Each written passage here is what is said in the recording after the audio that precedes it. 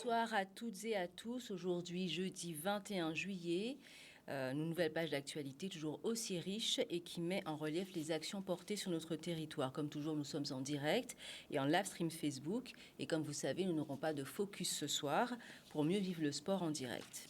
Il l'avait annoncé au cours de son discours d'investiture à Paris la semaine dernière. Jean-François Carenco, ministre délégué aux Outre-mer, est arrivé hier dans notre région. Il rencontrait aujourd'hui le président Guy Losbar en présence du préfet à la résidence départementale au Gosier, où les discussions autour de quelques-uns de nos dossiers en souffrance ont été amorcées. Un sujet de Marc Morel. Content d'une réunion de travail que je pense efficace sur un certain nombre de sujets. L'eau en Guadeloupe nous a beaucoup occupés. On a parlé des sargasses, on a parlé de l'hôpital. Tout à fait. Voilà au moins 3 sujets qui vont rassembler nos efforts. Personne, ni le département, ni la région, ni l'État ne réussira seul.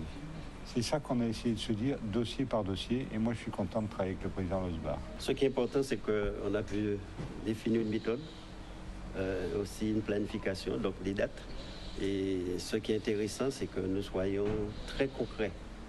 On a pu mettre en place donc des principes, mais aussi très concrets pour avancer sur ces différents dossiers qui sont des priorités pour le territoire. Alors, une déception, Madame Hetzel n'a pas amené une petite bouteille de rhum de Marie-Hélène.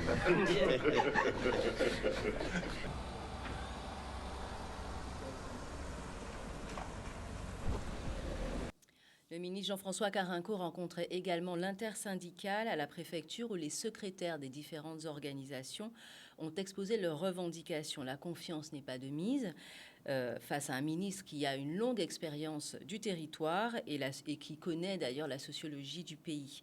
Un reportage d'Harold Luce et Christophe Verger.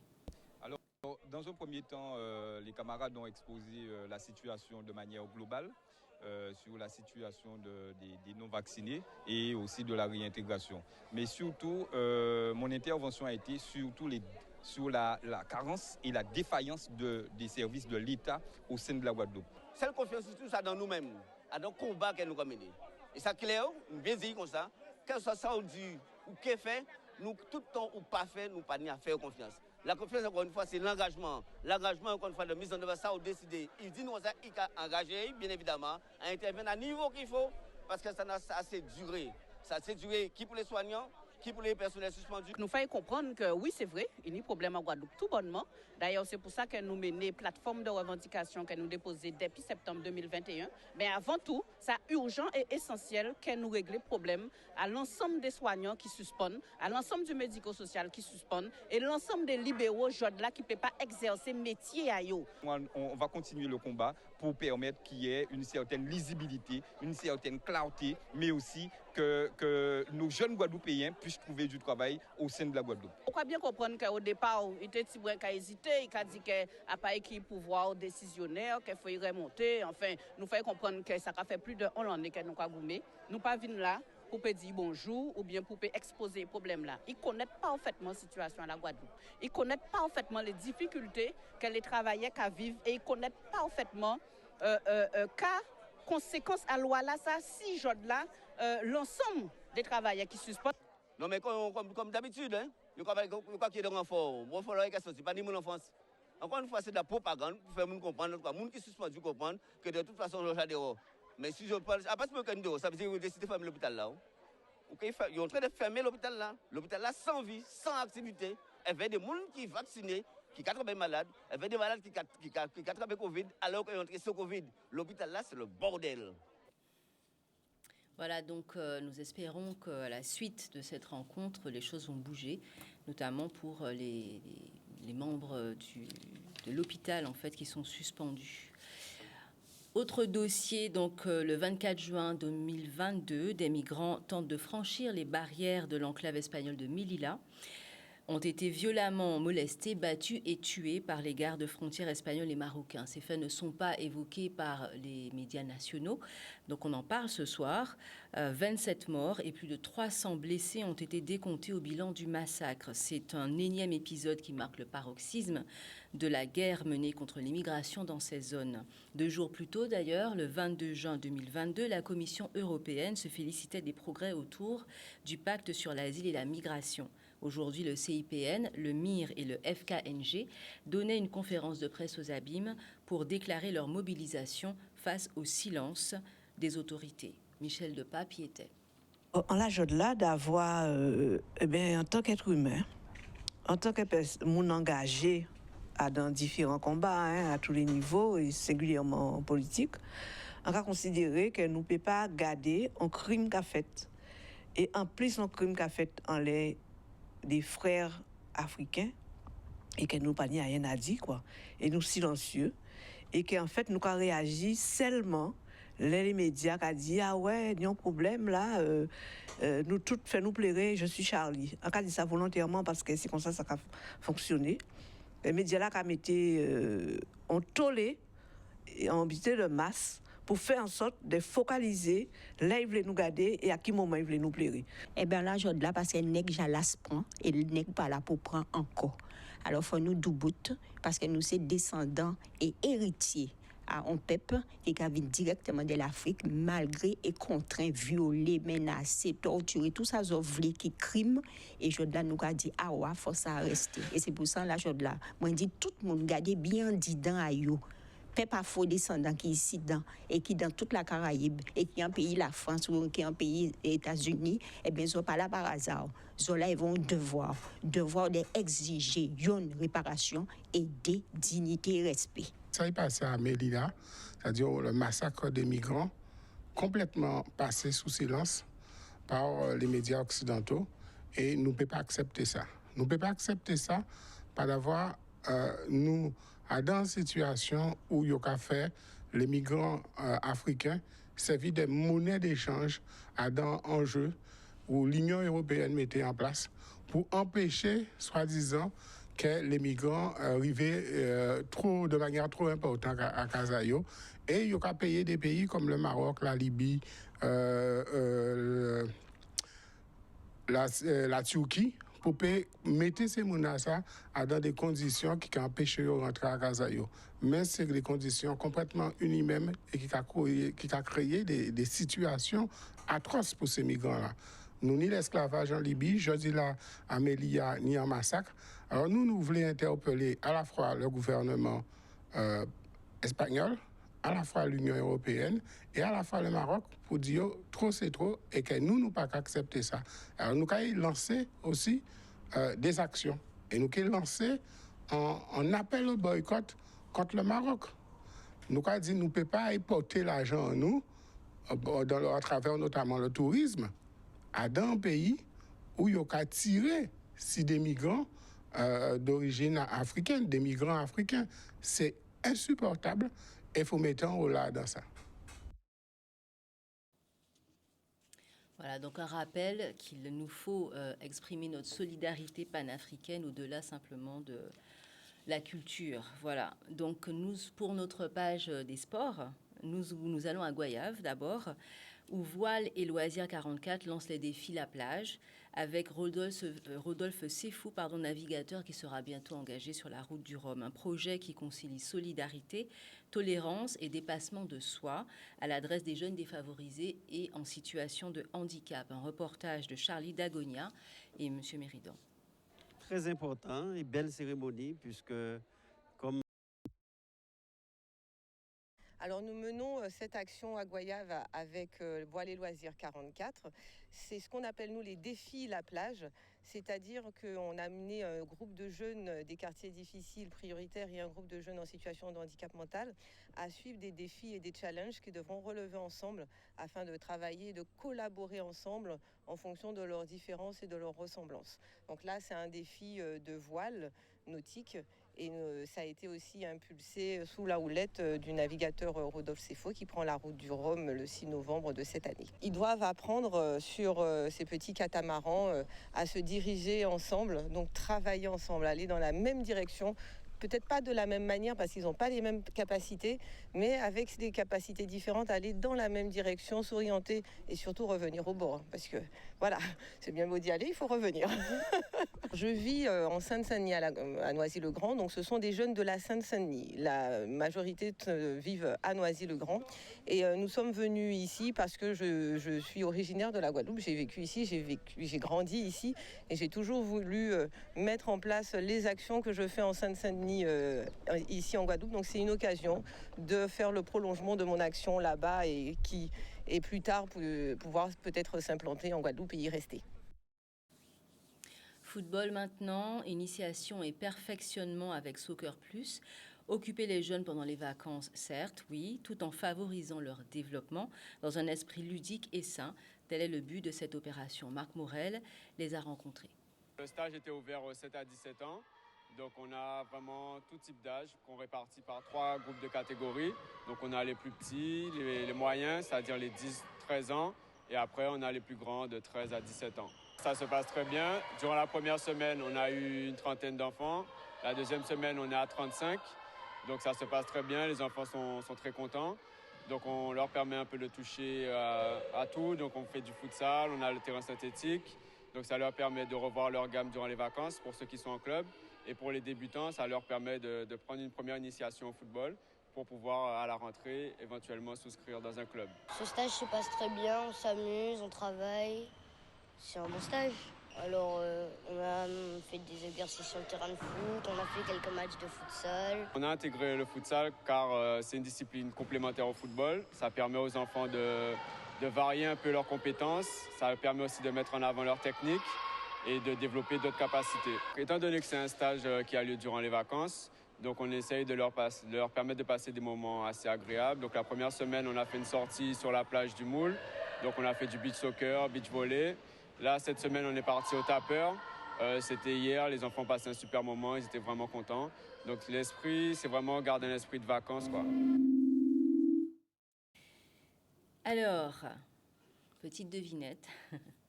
On l'appelle Artocarpus altitis ou Altocarpus heterophyllus, de la famille des Moracées, originaire d'Océanie.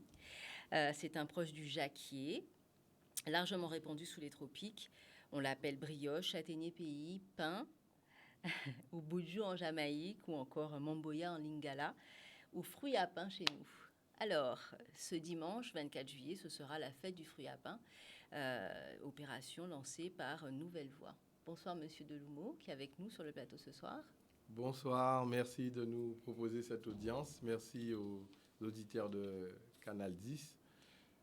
Oui, l'association Nouvelle Voie, qui existe déjà depuis 20 ans, et oui, parmi ces différents axes de travail, il y a la famille, travaillant sur la lecture, sur la culture de manière générale, mais il y a un axe fort qui est le fruit à pain. Et donc, ce dimanche, nous organisons la 6e édition de la fête du fruit à pain. Donc, fruit à pain, c'est un moment enfants. Et donc, on compte sur vous pour venir voir, découvrir, apprécier, déguster ce qui se passe autour du fruit à pain ce dimanche à la salle des fêtes du Lamentin depuis 8h30 et jusqu'à 18h30. Alors, pourquoi le fruit à pain ? Alors, pourquoi le fruit à pain ? Alors, très intéressant, question très pertinente. Effectivement, il y a beaucoup d'axes de travaux qui auraient pu être développés au sein de l'association Nouvelle Voie. Il se trouve que parmi les membres, il y a quelques membres qui avaient déjà des connaissances accrues en la matière. Et l'association a été une fenêtre, une ouverture pour aller plus loin et développer nos connaissances. Donc, c'est tout naturellement que l'association Nouvelle Voie a créé une nouvelle thématique sur ce fruit à pain. Ça fait combien de temps ? Donc, ça fait 6 ans. C'est la 6e édition. Alors, nous avons eu 4 éditions avec 2 ans de pause pour les conditions que vous connaissez le contexte sanitaire qui nous a tous frappés. Mais il était important en cette année 2022 que l'association Nouvelle Voix reprenne les choses en main et qu'on continue de mobiliser tous ceux qui travaillent autour du fruit à pain. Alors, donc, cette fête du fruit à pain va se passer dimanche 24 au Lamentin, la salle des fêtes, à partir de 8h30. Qu'est-ce qu'on aura au programme? Alors, au programme, il faut préciser que c'est une manifestation gratuite. Donc, le succès est très important cette année. Il y aura une trentaine d'exposants qui vont se répartir entre le parking de la salle des fêtes et l'intérieur de la salle des fêtes. Mais rassurez-vous, il y aura de quoi se garer. Une fois sur place, évidemment, il y aura des artisans, des agro-transformateurs qui vont vous proposer leurs travaux autour du fruit à pain. Donc, il y a la partie, comme on dit, fruit à pain en toute sauce. Oui. À pain qui pour cochon, hein, c'est pour nous, Guadeloupéens, pour tout le monde. Donc, de quoi découvrir les produits que vous connaissez déjà, les classiques, le migan. Mais il y a aussi ce que vous connaissez un peu moins, le bokit à base de fruits à pain, le jus à base de fruits à pain, de feuilles de fruits à pain, les planteurs, je n'en dirai pas plus, il faut venir pour avoir la liste exhaustive. Okay. Mais une fois qu'on a découvert tous ces produits, il faut échanger sur le fruit à pain de manière plus globale. Oui. Donc, il y aura un atelier surprise. Okay. Parmi les ateliers proposés, pour ceux qui sont sur les réseaux sociaux, on vous a mis un programme détaillé, mais il y a un atelier surprise. Il y aura les diabétiques, l'association des diabétiques, qui vont vous donner des repères un peu scientifiques. On en a besoin par les temps qui courent. En Guadeloupe, nous, toutes bitentologues, mais il faut des repères scientifiques et précis. On a des scientifiques qui travaillent localement sur le terroir, sur le sujet, donc qui seront sur place. Mais on a une diététicienne, on a aussi un stand de santé justement avec les diabétiques, parce qu'on sait que c'est une maladie qui est très répandue chez nous, liée notamment à notre alimentation, même si elle peut être aussi évidemment héréditaire, hein, parce qu'on peut aussi héréditer de ça. Donc voilà, donc c'est aborder le fruit à pain, l'aspect culinaire, tout en étant conscient aussi des bienfaits du fruit à pain, mais aussi comment mieux peut-être le consommer quand on a... Exactement. Voilà. Exactement. Et c'est vrai qu'on a chez nous beaucoup de personnes qui souffrent du diabète. Et donc, il est important d'avoir des repères précis, scientifiques, pour les rassurer et pour informer sur... on dit que c'est un produit sans gluten, mais il faut aller un peu plus loin. Et c'est important d'avoir des repères scientifiques pour rassurer la population sur la consommation du fruit à pain. Tout à fait. Alors, on aura aussi... Je vois donc ripage en famille, présentation d'un jeu sur le fruit à pain. Donc, il y aura quand même des animations ludiques qu'on peut faire en famille. Tout à fait. Ouais. C'est-à-dire qu'une fois qu'on a rassemblé la population autour de la salle des fêtes, les gens auront envie de se restaurer. Donc, vous pourrez vous restaurer sur place si vous le souhaitez. Et après avoir mangé, vous n'aurez pas forcément envie de partir parce qu'il y aura encore beaucoup de choses à voir et à découvrir. Et comme je disais en introduction, parmi les axes de l'association Nouvelle Voix, il y a la famille. Et donc, il y aura un ripage après le déjeuner en musique, bien sûr, avec M. Bapom. On aura un jeu en famille. Donc, c'est un ripage en famille où on va allier la famille et la culture autour du fruit à pain. Mais ça, c'est très bien. Alors, on aura, on en vient de citer M. Christophe Bapom, avec le trio Zamande, mais on aura également le groupe Jouer Calionné. Oui. Et l'Académie du Car. Alors, très bien. C'est-à-dire que on ne peut pas ignorer notre patrimoine. La musique est importante chez nous. Et donc, on a des références qui nous accompagnent en la matière. Donc, Jouer Calionné vont nous accompagner avec M. François Antonin. Donc, François Antonin va nous proposer, il a fait une création autour du fruit à pain. Ouais. Donc François Antonin, accompagné du groupe Jouer Calionné, vont nous proposer une création autour du fruit à pain. Donc venez, il ne faudra pas rater ça parce que ça sera quelque chose d'exceptionnel. Voilà, on a le programme à l'écran, donc ça va être vraiment une belle journée. Alors, est-ce qu'il y aura du chaud d'eau de fruits à pain ? Alors, je ne peux pas vous dire tout ce qu'il y aura.